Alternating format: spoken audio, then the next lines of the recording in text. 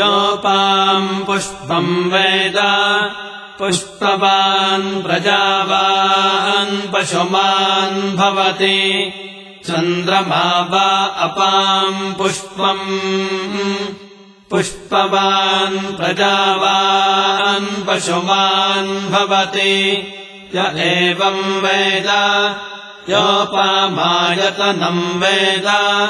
आयतनवान् भवति अग्निर्वा अपामायतनम्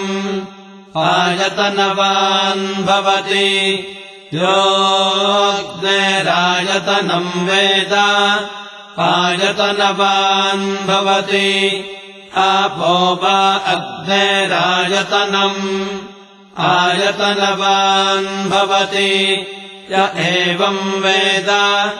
योपामायतनम् वेद आयतनवान् भवति वायुर्वा अपामायतनम् आयतनवान् भवति यो वायोरायतनम् वेद आयतनवान् भवति आपो वै वायोरायतनम् आयतनवान् भवति य एवम् वेद योपामायतनम् वेद आयतनवान् भवति असौ वै तपन्नपामायतनम् आयतनवान् भवति यो मुष्यतपत आयतनम् वेद आयतनवान् भवति आपो वा अमुष्यतपत आयतनम् आयतनवान् भवति य एवम् वेद योपामायतनम् वेद आयतनवान् भवति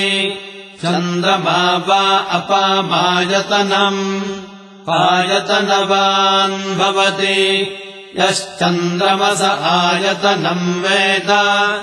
आयतनवान् भवति आपो वै चन्द्रमस आयतनम्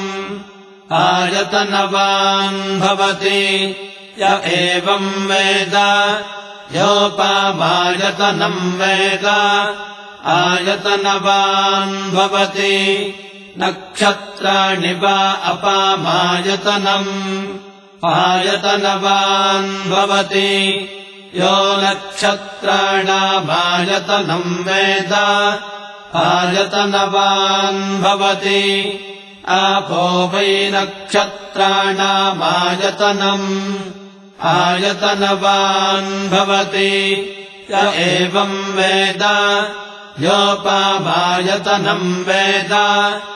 आयतनवान् भवति पर्जन्यो वा अपामायतनम् आयतनवान् भवति यः पर्जन्यस्यायतनम् वेद आयतनवान् भवति पापो वै पर्जन्यस्यायतनम् आयतनवान् भवति य एवम् वेद योपामायतनम् वेद आयतनवान् भवति संवत्सरो वा अपामायतनम् आयतनवान् भवति यः संवत्सरस्यायतनम् वेद